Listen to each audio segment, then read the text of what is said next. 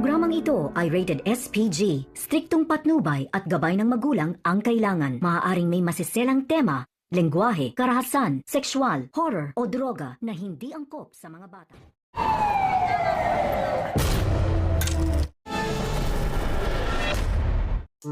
Nagulat na lamang itong si Tanggol nang sa pagpasok niya sa naturang lugar ay bumungad sa kanya ang nakahilihilerang katawan matapos ngang tumakbo nitong si Rigor.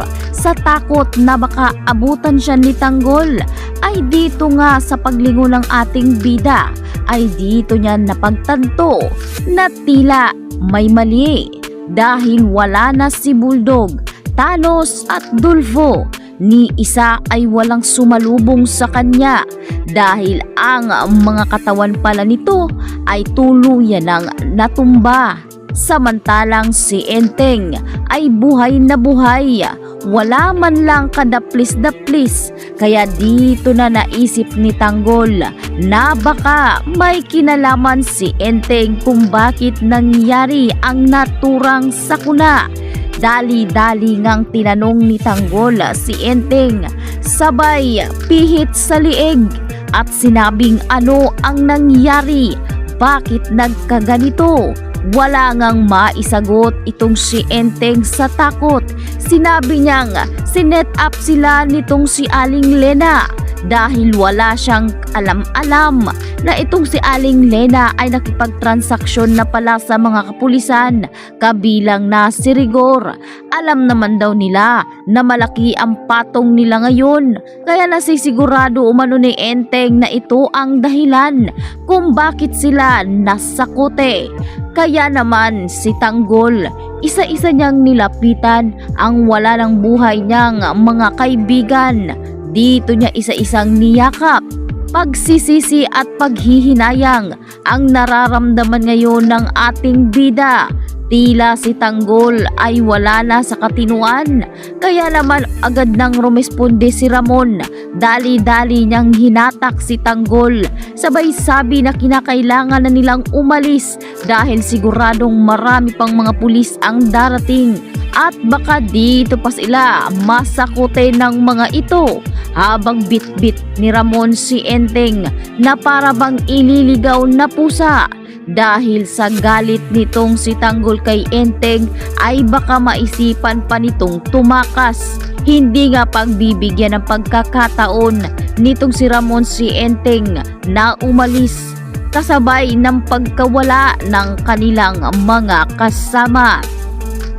Agad na nga silang bumalik sa kanilang dating hideout. Habang hindi pa rin makamove on itong si Tanggol, paulit-ulit pa rin siyang nagwawala, paulit-ulit na umiiyak, nagsisisi ng hihinayang dahil pumayag pa sila na pumunta nga itong si Dulfo, Thanos at Bulldog na sila-sila lang.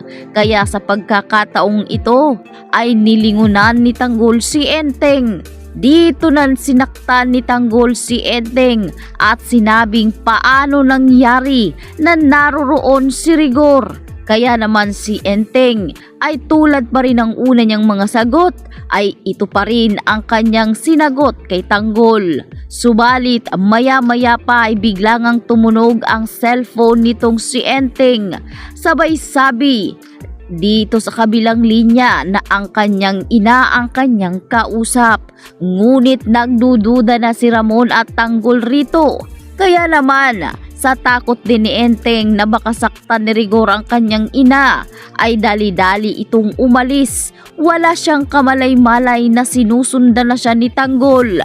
Magugulat na lamang si Tanggol sa kanyang malalaman dahil si Enteng ay nakikipagtransaksyon pala kay Rigor.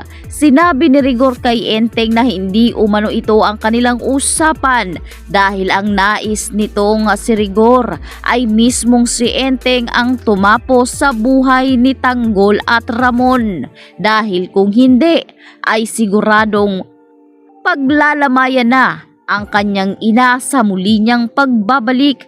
Kaya si Enteng ay desidido na bumalik sa kanilang hideout at dito na sinabi ni Tanggol na walang hiya umano si Enteng dahil si Enteng pala ang dahilan kung bakit maaga ang pagpanaw ng kanilang mga kaibigan. Kaya sa pagkakataong ito ay kinuha na ni Enteng ang pagkakataon, itinutok niya ang kanyang baril sa kanyang kaibigang si Tanggol. Hindi niya iniisip ang kanilang mahabang pagkakaibigan, kaya itong si Tanggol ay para bang sinaksak ng paulit-ulit sa kanyang dibdib dahil sa hindi siya makapaniwala na kaya palang gawin ni Enteng ang bagay na malabo nilang maiisip. Kaya hinamon ni Tanggol si Enteng na bakit hindi niya iputok ang kanyang baril kung ito rin lang naman ang magliligtas sa kanyang ina. Subalit sinabi ni Ramon na wag niya itong gagawin dahil babarilin ni Ramon si Enteng oras na saktan si Tanggol.